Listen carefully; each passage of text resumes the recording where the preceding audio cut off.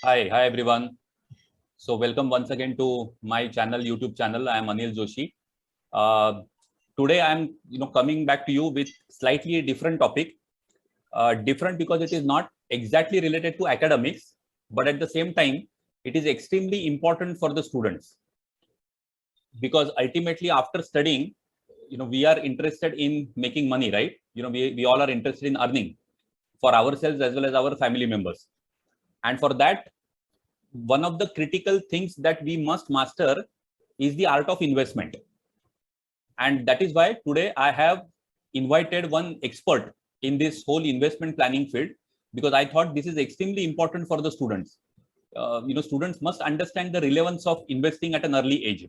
So that is why today I have, Rakhi Nikam ma'am from RNWise Consultancy, and she, we are going to interact. And through our interaction, I'm sure you will understand lot many things about the world of investment. So welcome, Rakhi ma'am. Yes, sir. Good afternoon. Thank you for coming on the channel. Yes.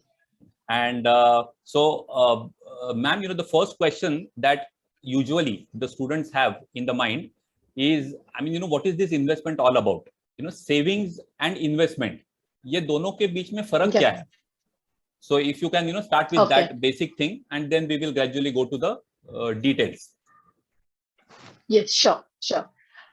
First of all, जो भी first earning जब भी हमारी start होती है, it's the first salary is important to us.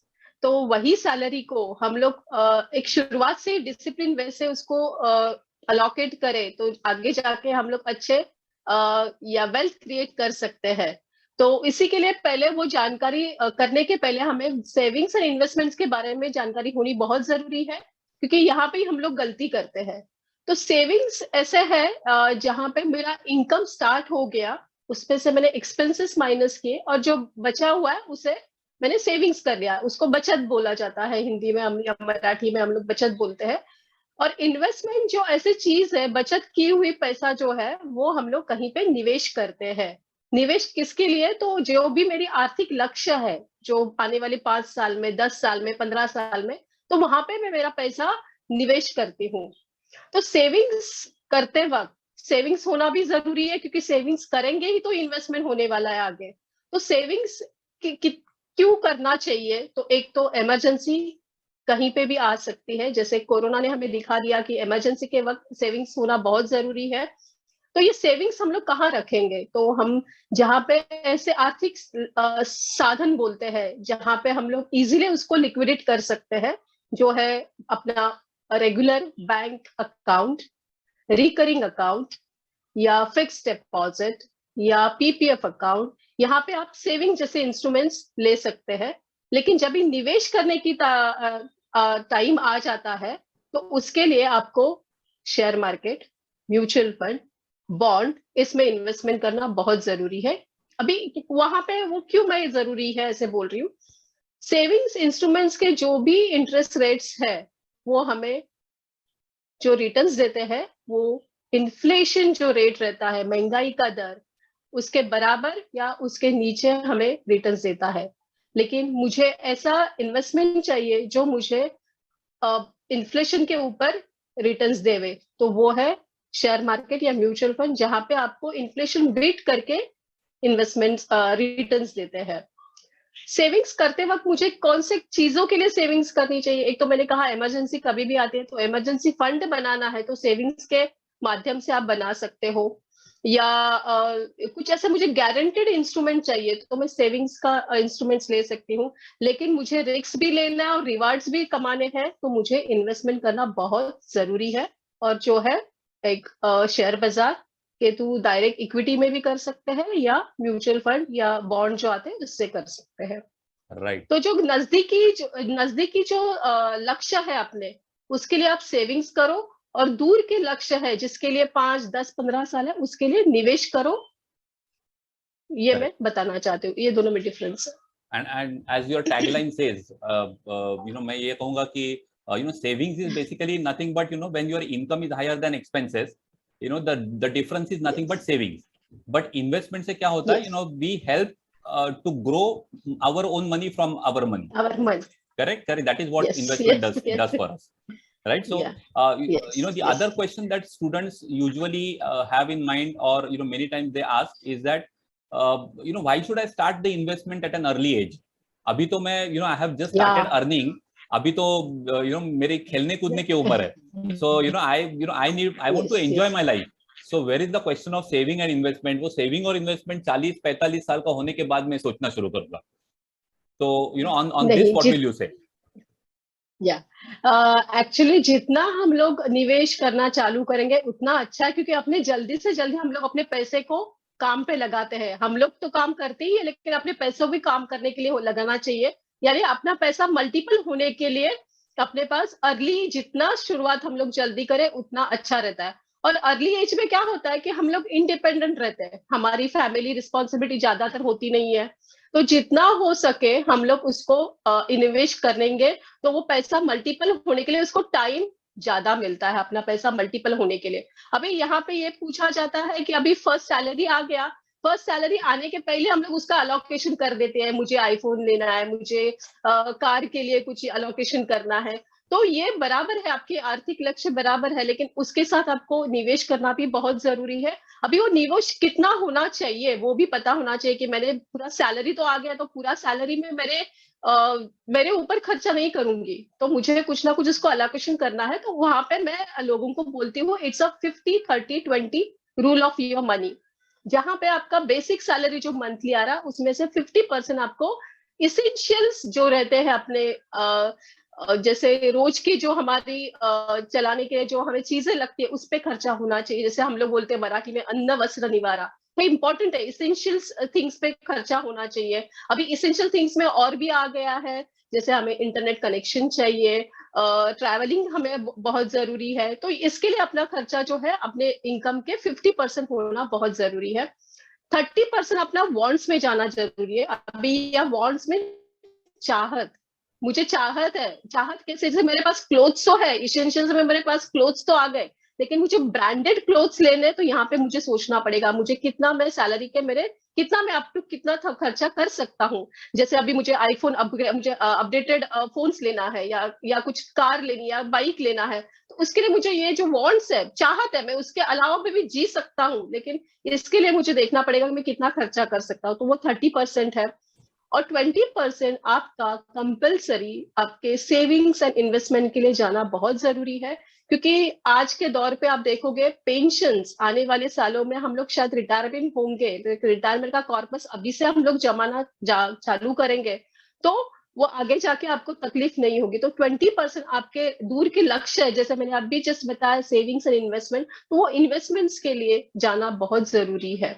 तो ये rule आप एक बार फॉलो करोगे, शुरुआत के सैलरी के दौर पे शुरुआत करोगे तो आपको एक हैबिट लग जाएगी, क्योंकि हैबिट लगना भी बहुत जरूरी है. और एक डिसिप्लिन आ जाएगा कि अरे हाँ मुझे 50% मेरे इसेंशियल्स के लिए यूज करना है, 30 मेरे वांट्स के लिए and 20 for my savings and investments के लिए करना है. बहुत बहुत अच्छा रूल बताया मैम आपने, 50-30-20. Even I was not aware of that, but I think this will bring discipline when we are earning and spending as well as saving our money. So जैसे वो कहते हैं कि usually the tendency of anybody is first to spend, and then if any money is left then people start thinking of investing it. But actually it should be the other way around. First we should save, and then afterwards whatever money is left, that is for us to spend.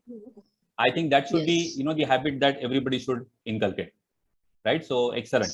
So ma'am, तीसरा question मेरा ये है कि when it comes to investment, people many times are not aware कि कहाँ पे invest करना चाहिए, because the only thing that comes to the mind first is fixed deposit, right? But as you said, fixed deposit में problem ये है कि actually people are losing money in fixed deposit because inflation rate is higher than the interest.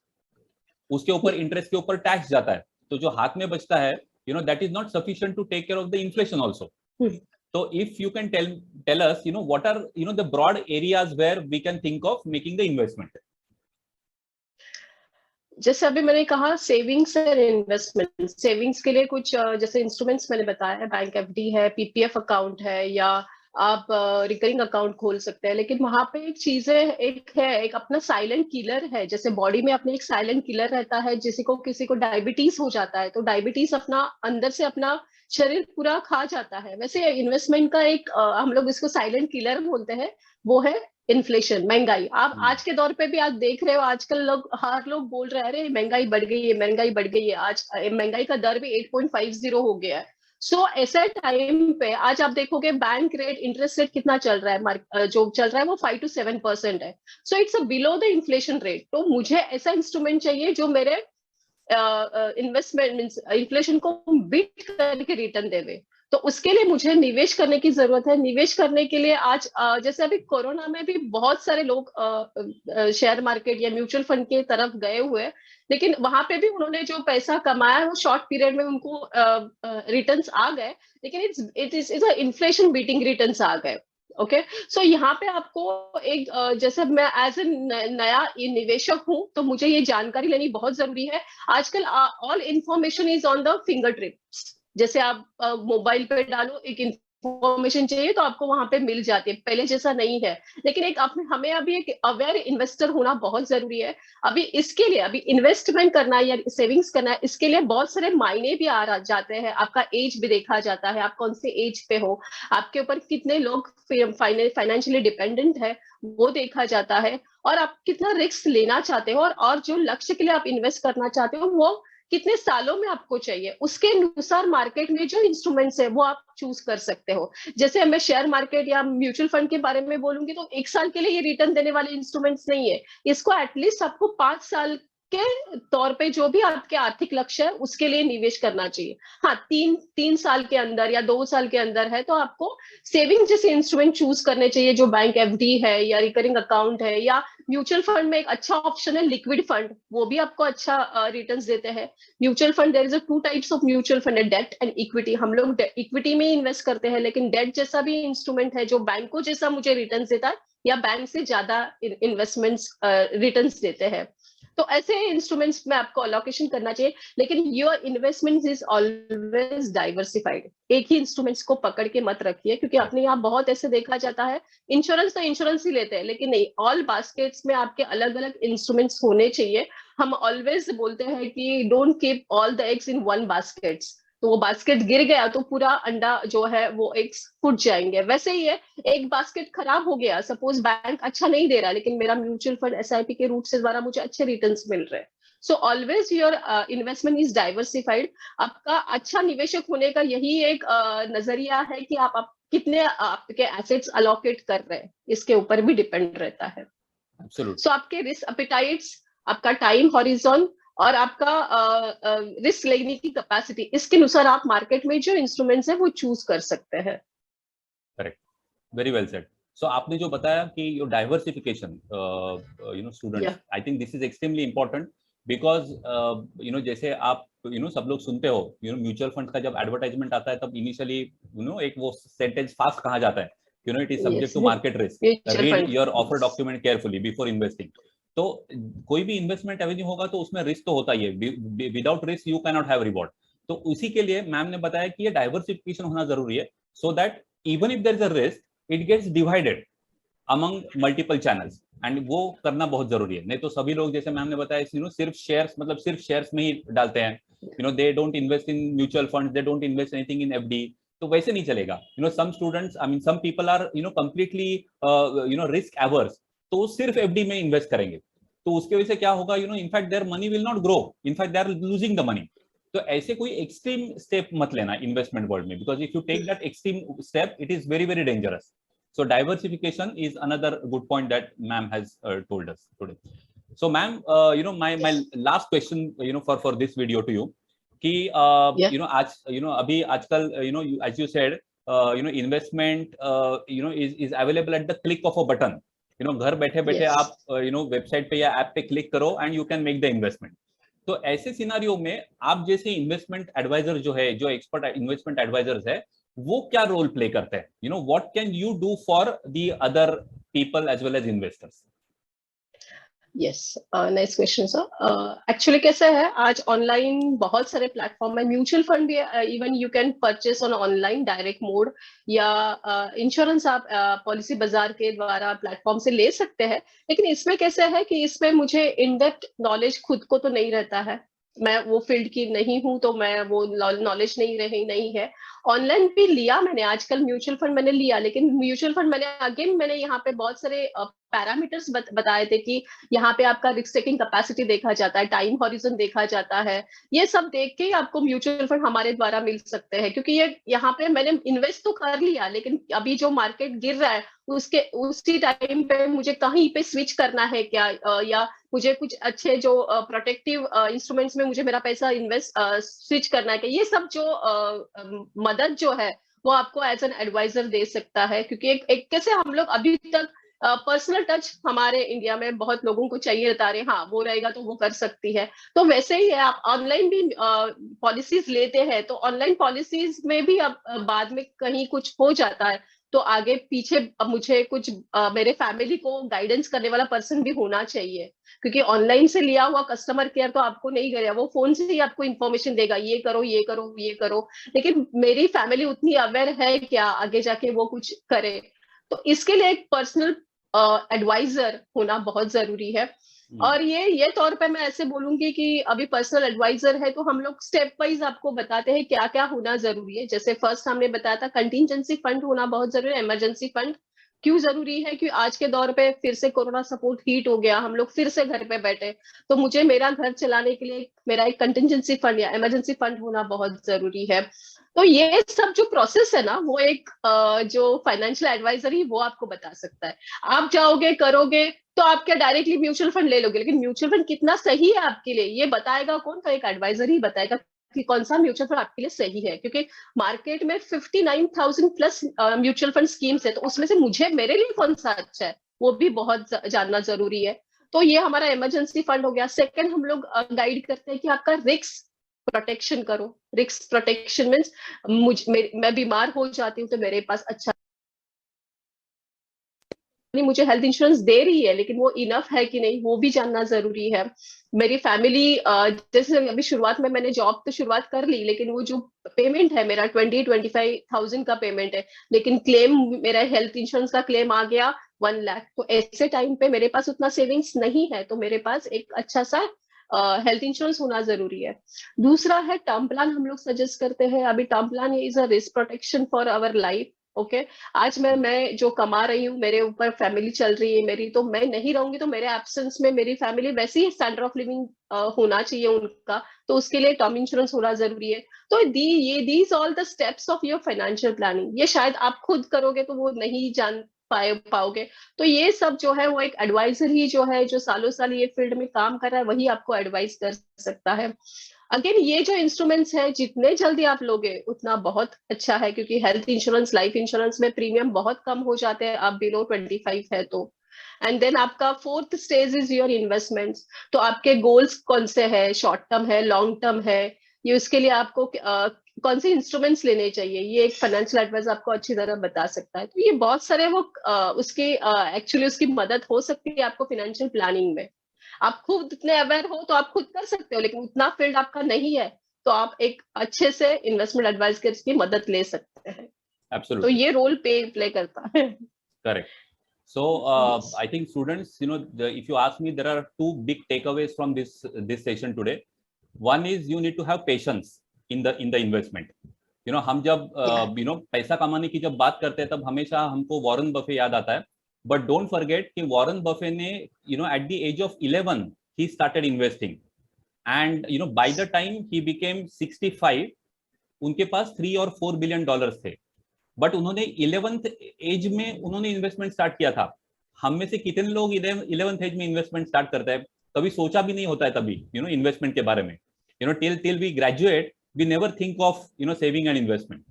So patience होना बहुत जरूरी है। और दूसरा नॉलेज। अब जैसे कि for example I am in teaching profession, तो investment is not the area where I am expert in, right? तो ऐसे केसेस में the corporates in whichever activities they are not expert, what do? They outsource that activity to someone else. तो अगर मैं investment में expert नहीं हूं तो मुझे क्या करना चाहिए? I should outsource that activity to an expert who will guide me कि किस में इन्वेस्टमेंट करना चाहिए. अब म्यूचुअल फंड, जैसे मैम ने कहा, म्यूचुअल फंड्स में भी डेट फंड होता है, इक्विटी फंड होता है. Now if you do not have proper knowledge कि तुम्हें कब डेट फंड में इन्वेस्ट करना है, कब इक्विटी फंड में इन्वेस्ट करना है, एक्सचेंज ट्रेडेड फंड क्या होता है, ये सब का अगर तुम्हें नॉलेज नहीं होगा तो you will end up investing in wrong fund. So इसके लिए ये नॉलेज होना जरूरी है, जो हमारे पास होता नहीं है, बिकॉज हमारा अपना अपना करियर अलग होता है, right. We don't have that much time to invest to get knowledge in the world of investment. और ऐसे केसेस में Rakhi ma'am from RNwise consultancy, these people come to our help. So thank you very much. Students, I'm sure you got good basic knowledge about the world of investment. Thanks Rakhi ma'am for coming on my channel today and sharing your valuable thoughts to all my YouTube channel members. Thank you so much. Thank you, sir.